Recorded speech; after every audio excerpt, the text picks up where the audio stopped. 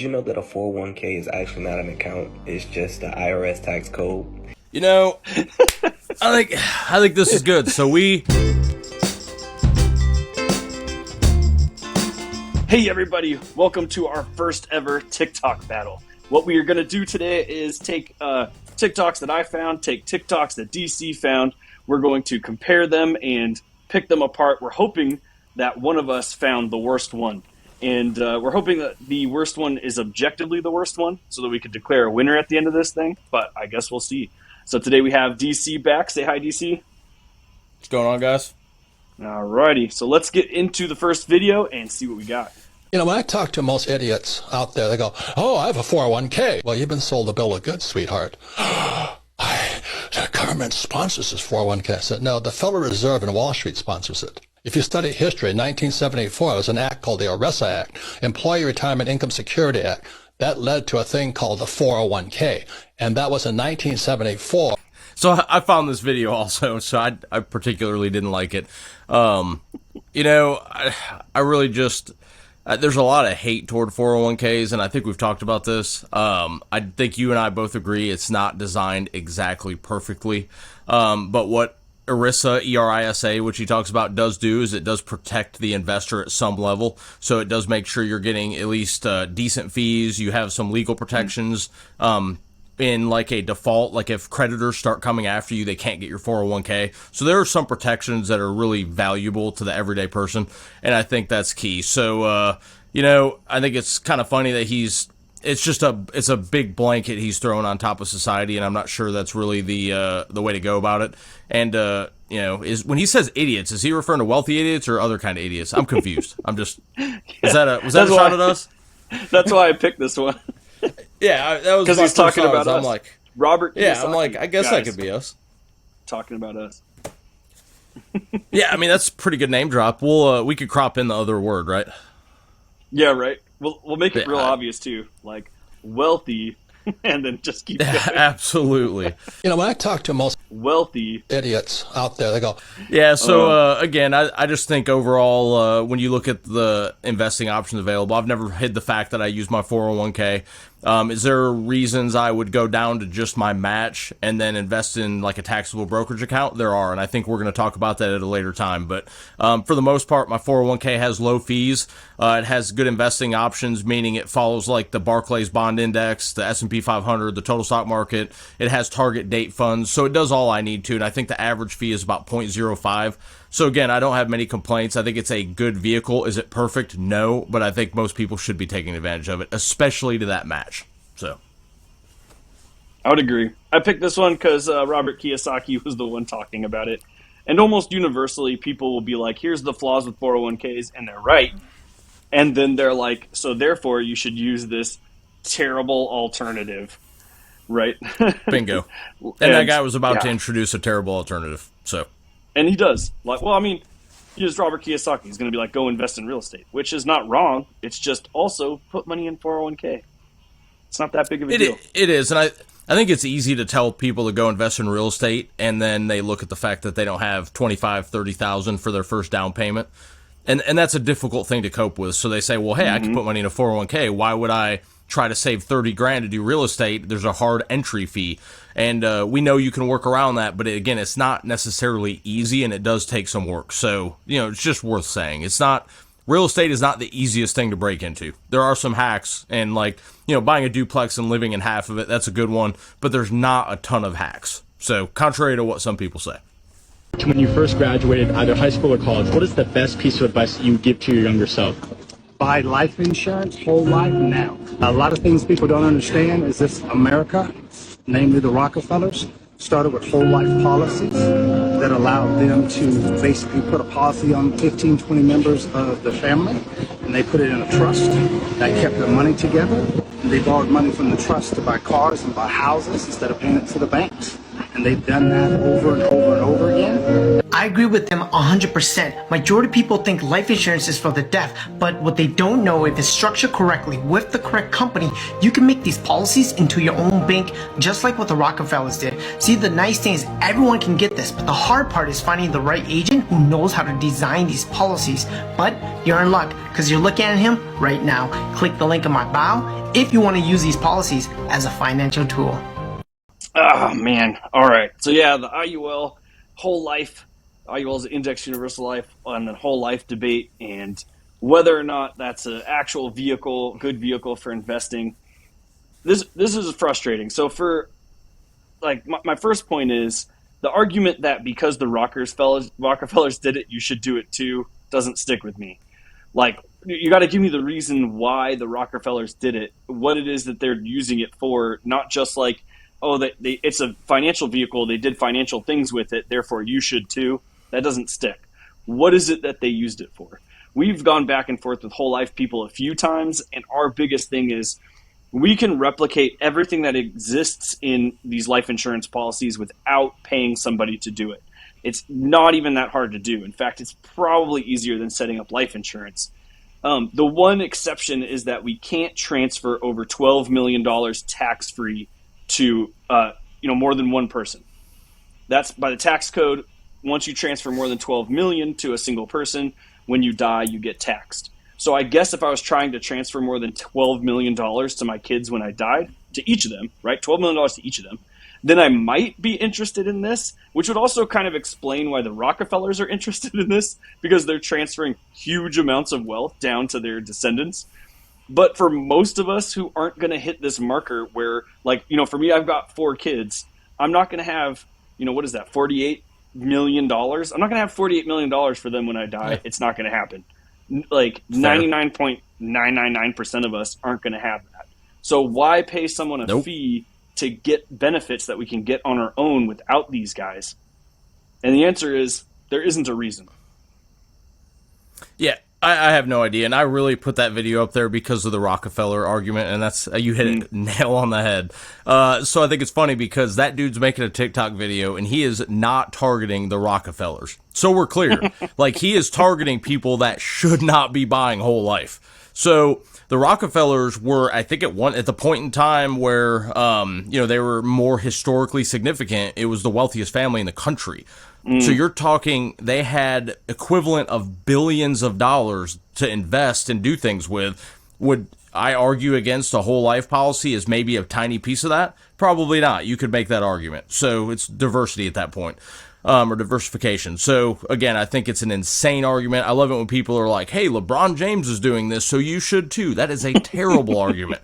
Like, talk to people like they're normal humans and, give them advice that actually applies. And that's exactly what I was trying to get at with showing you that video. Yeah, you could use this argument, like oh my gosh. The LeBron James example is perfect. Like, LeBron James played played basketball as early as he could, as much as he could. Therefore, everyone else should also play basketball as much as they can in order to replicate LeBron James's life. Is never going to happen. I mean, if that's the scenario, yeah. Right. And then my favorite with these guys, the whole life guys and their arguments, is like, when you start breaking the numbers down and you're like, look, this doesn't make sense. There isn't a time in history where this makes sense, right? They'll be like, yeah, but you don't know what the future holds. Like, you can't put everything down on a spreadsheet. That's their answer. I'm like, all right. Well, then if I can't put it down on a spreadsheet, if I can't calculate the benefit of what I'm trying to accomplish, but I'm still paying you money, then I'm not going to do it. Plain and simple. Yeah, I agree. And also, just for our viewers, note that when you see these TikTok videos or Instagram videos or Twitter feeds, whatever you want to call it, none of these people just end the video with saying, hey, I'm just a good guy here to give you free advice. They're always saying, hey, click my link and buy from me. I can properly structure these vehicles. Like, there's always a sales pitch. So just remember, wealthy idiots, we don't sell you anything. We do get a little bit of ad revenue. When I say a little bit, I think I finally got a cup of Starbucks coffee last week, but minus that, we're not making a lot of money. Same. So, yeah. Yep. Yeah, that's the dilemma with selling stuff like this, right? Is that, like, once you've convinced enough people that this is the right thing that they should do, if someone disproves that, you can't listen to them. Like, because admitting that that person's right is going to mean that you destroyed like a whole bunch of people's finances. And I don't think that the normal person's conscience can live with that. So like by default, these guys cannot back off of what they believe. And we see that in arguments all the time where we point stuff out and their responses sometimes are like, well, you just don't understand. And I'm like, all right, well, help me understand. And you get these people who have put a bunch of money in or have sold this policy to a bunch of people who cannot explain it. They'll point me to other people. They'll be like, go look at this. They'll explain it. You're like, well, you just put your money into something you don't understand and you can't tell somebody else about. Like, I can explain to you why you should get the employer match in a 401k, why you should open up a Roth IRA, what you're doing with a taxable brokerage account. I could show you on an Excel sheet in a couple of minutes why you would be doing those things. And so like, if you have a financial product and you're selling it or you have one and you can't explain what it is you have it for, but you just trust somebody, that's rough, man. I don't know what to tell you. Absolutely. That's not the way to be. Yeah, that's a nice little conundrum right there. Did you know that a 401k is actually not an account? It's just the IRS tax code. And the reason that your job is matching the amount that you put in your 401k is because they can match up to $68,000 a year and they write it off. But let's say you keep all your money in your 401k until retirement. So based off 40-40-40, you work 40 hours a week, you work for 40 years, you retire with 40% of what's in your 401k. Meanwhile, your company has been matching the money that you put into your 401k, never having to pay the taxes because they write it off. Did you know that at the age of 59 and a half years old, that you can take control of your retirement and you can roll that money over into a secure account? He is not lying. And so what he is talking about is a fixed index annuity, which means that you will no longer lose money in the market, but you still get to participate with the upside of the market. You know, I think this is good. So we have not got on annuities very much. We have admittedly gotten sucked down the wormhole of whole life and indexed universal life. I mean, we can admit that. Like, It's a train wreck, and once you get on that train, you can't help but crash repeatedly. So annuities. So again, we're talking about most of the annuity products now are variable annuities. So they're selling you that, hey, you can have the highs of the stock market, but not the lows. Again, anytime you get sold that, you have to ask the question of how does the person selling this product make money off of me? And it's a good question. So, like with anything else, the risk you're accepting when you're young is what allows your portfolio to grow. So I would say that, and first of all, there's a lot of fees with annuities, but having a cap on gains and a floor on losses does not serve you well over a 40-year period. So rather than that, consistently invest, then you get dollar cost averaging. This is over a long period of time. You can do this with brokers such as Fidelity, Vanguard, Schwab, E-Trade. They all have extremely low fees, and they're not going to fleece you month to month. So you can continually invest in these products, dollar cost average over 40 years, and then at the end of it, you have a couple different options. One would be, his 40% reference. I'm not 100% sure what that means. I think he was referring to the 4% rule, which is the Trinity study. Nonetheless, so 4% is what you could withdraw. What he's saying is with taxes and everything and penalties and all that over time for your 401k, you only actually get to use 40% of it. Yeah, whatever. I don't know how he got to that number, but I think that's what he was saying. Okay, so yeah, if you have $1 million in your 401k, you could safely withdraw 4% for the rest of your life. That is $40,000 a year. Maybe that's the 40 he's talking about. Nonetheless, again, there's multiple different options. You can have a taxable brokerage account. Again, you don't pay on capital gains until you actually sell securities. So if you take a security-backed line of credit, which we'll talk about more in a future episode, you could technically not pay taxes ever. So again, there's other ways around this. I think this is just a way to sell an annuity, and honestly, I don't even want to know who they're selling annuities for because there are reputable annuity providers, and I'm just going to guess that they're not working for any of them. That's just a hunch off the top of my head. So I'm going to add on a little bit. So what they're saying here is to go ahead and put your money in your 401k as you're working, but then to roll it over to a fixed index annuity once you hit retirement. And technically you can do that. You do take a giant hit when you do that. And they're just saying the hit is worth it because you don't ever take losses when the market goes down. You don't have to worry about it. Almost like, selling stuff in your 401k and putting it into bonds or something isn't a thing that you're allowed to do, right? But then taking that tremendous hit and then to go with what you said, which is like you don't have to make your 401k your primary vehicle. You can have a 401k so you can get that match and take advantage of that, and then make something else your primary vehicle, your Roth IRA, your taxable brokerage, so you're not paying taxes. So you can withdraw the minimum from your 401k, and then at the end of the day, you could probably offset the taxes for whatever that minimum withdrawal in your 401k is pretty easily with, you know, tax loss harvesting or something like that. It's not going to be like this tremendous issue. Don't take a giant penalty hit to give other people money. It just doesn't make any sense. Yeah, I would agree. And then again, we, all these people are selling one single idea. So anytime you hear someone say like, hey, the one key to retirement is this product, that is already off on the wrong foot. So we've talked about this before. You know, retirement is about diversity in planning. It's about having multiple streams of income. It's about having fail safes. It's about things like having some real estate to back up some of your more liquid assets that are in stocks.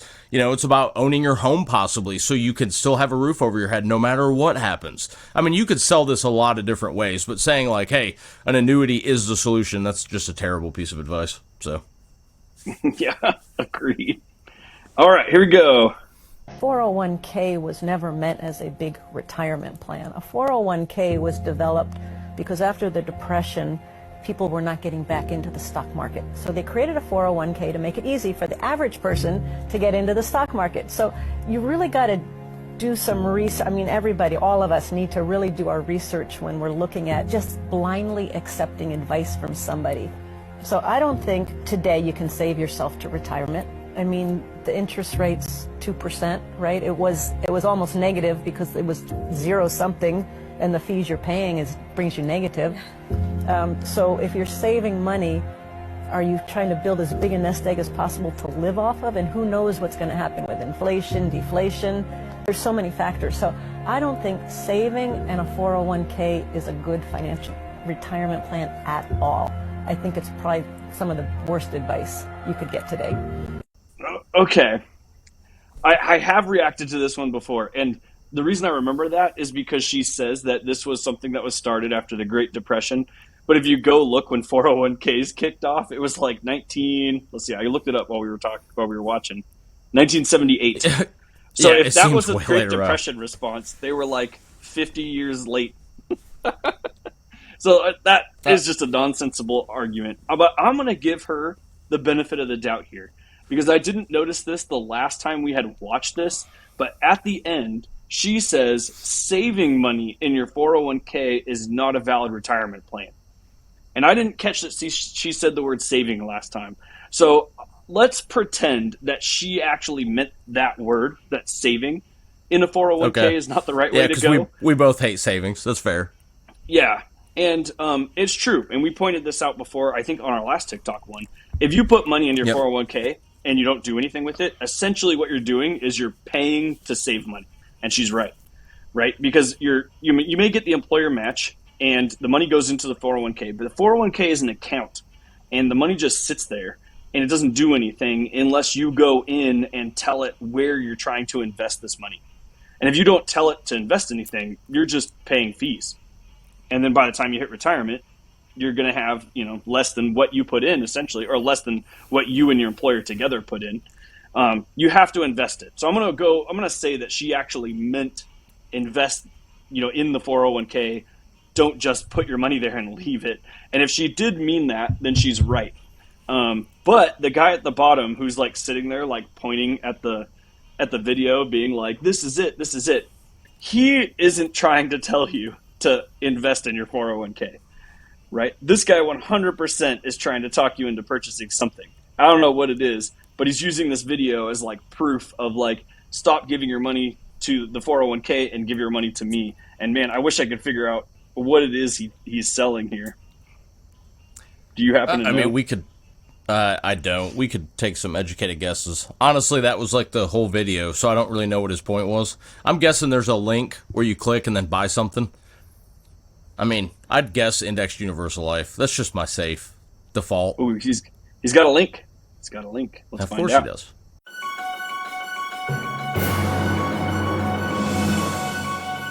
All right, guys. So we went offline there for a second. We had to look up what Rory's deal is, and it took us a while. So his website obfuscated everything he's doing. He calls himself a financial planner and educator. He gives free consultations. It wasn't until we noticed that in the background of one of his photos that the actual company that he's working for shows up, and it's HGI. We didn't know what that is, so we looked it up, and sure enough, they're selling life insurance, indexed annuities like our last video, and it's an MLM structure, which means it's like selling you a product you don't need for amazing fees, and the entire structure of the business is also robbing the people who are trying to sell those things. It's like scam on top of scam. I don't want to say scam. That's not the right word. It's scammy on top of scammy. That's what I'm going to go with. Yeah. It's not very people friendly. Scam adjacent. Yeah. But man, they're doubling up on it. I think that's an exponent, man. That's a scammy square right there. Yeah, it's pretty crazy. Yeah, so especially don't buy IUL if it's from MLM. There's a hot take. Yeah, right. Oh man, I don't know. I can't believe I need to say that. Ugh. That video, because I've seen this video before, I was like, all right, well, this isn't going to be the winner because I've already seen it. But doing all this research on this Rory guy at the bottom, this might take the cake, man. Yeah, go ahead and hit me with a video. I need to move on from this.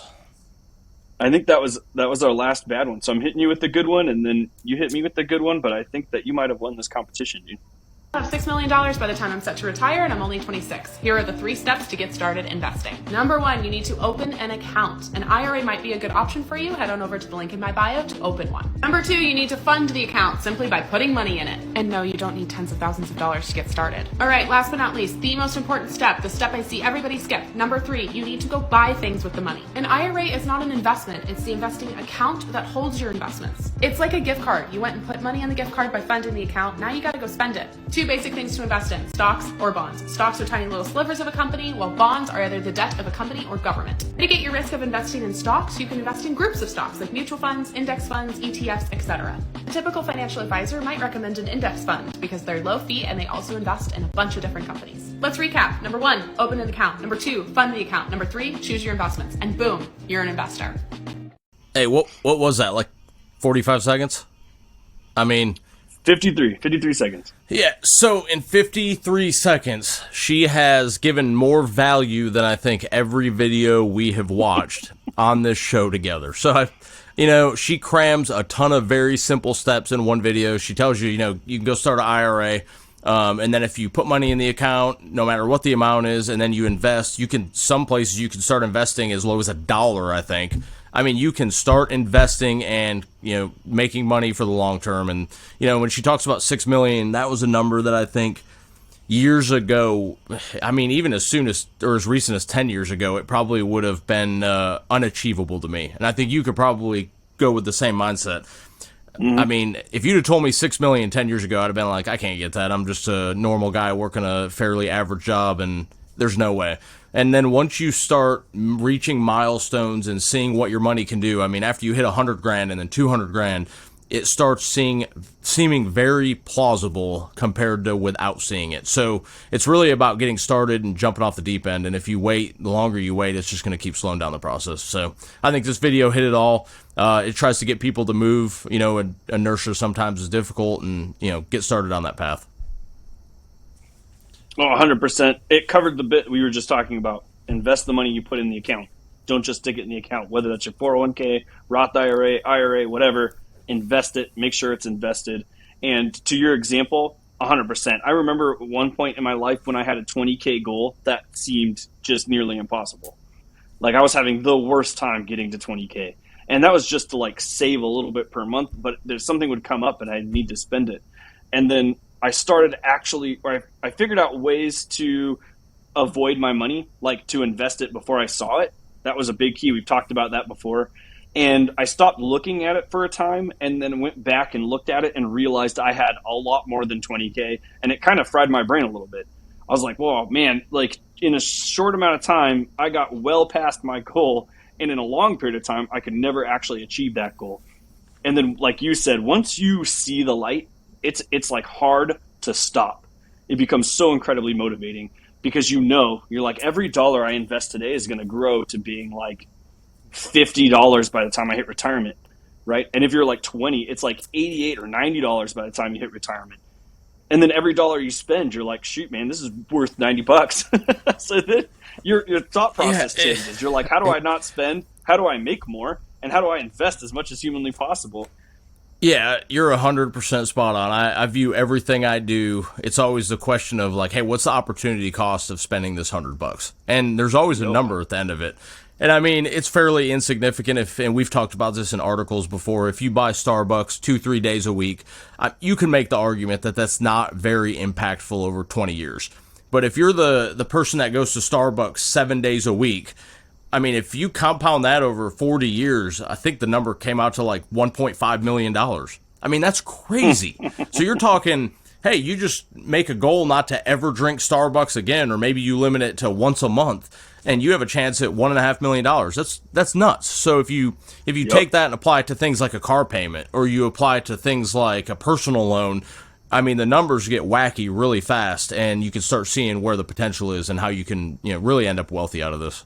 Yeah, and shameless plug, if you head over to wealthyidiots.com, I'll drop the link, and you head over to our compound interest calculator, there are actual buttons at the bottom that will autofill the calculator for you, and one of them is, what if I just invest my coffee, or what if I bought a cheaper car? And you can see the impact of those things. So I mean, you hit the exact example.